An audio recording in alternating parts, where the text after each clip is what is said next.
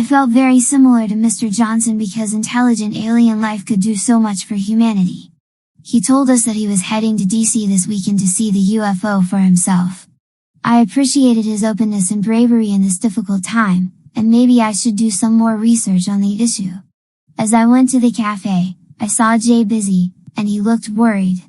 In this school of ultra-elitists, Jay Busy was different. Despite him appearing to be appropriating black hip-hop culture, he actually had a deep love for the culture.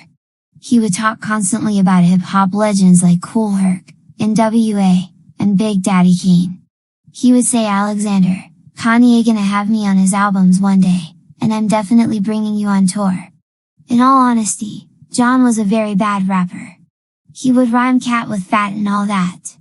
I thought he was going through a bit of an identity crisis, but he is the most earnest and kind friend a guy could have. There were so many times when I couldn't afford new sneakers or outfits that Jay without hesitation would get it for me because we were brothers. He could afford to do this because of his famous and powerful dad, Bruce Manny, an ultra-wealthy CEO with a YouTube channel who talked about his rags to riches story. However, news reporters did more research into his background and discovered his parents gave him a loan of $5 million to start his pharmaceutical company. Bruce Manny went to Harvard for his BS, MBA, and MD, completed everything in 8 years. He fully expected his son to carry on this expectation of being a Harvard man and running the business, but Jay Bizzle wanted to pursue music and art. While he was an awful rapper, Jay Bizzle is the most talented artist ever.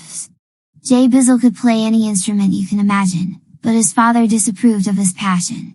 Despite our school having an arts department, students and parents alike thought it was purely a hobby department and would not be viewed as serious by top universities. We were both outsiders, too short to be on a sports team, too nerdy to be cool, but too cool to be nerds. We were our own group outsiders. "Alexander," he said in a nervous tone as he ran across the cafeteria. I looked worried and said, "Bro, I know. The aliens." Jay Bizzle said, No. I have to show you something outside. It's even crazier." He began to whisper like now. I looked perplexed but agreed to speak with him outside. He showed me his forearm and I was confused. "Bro, what are you doing?" I said. He exclaims, "I had a scar on my arm from an accident at my pop's lab from when I was 6.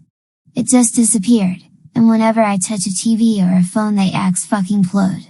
It started today when those spaceships got here." I told him about the exploding TV in the bodega. We were both weirded out by all of this, and we decided to head to algebra and discuss these changes later.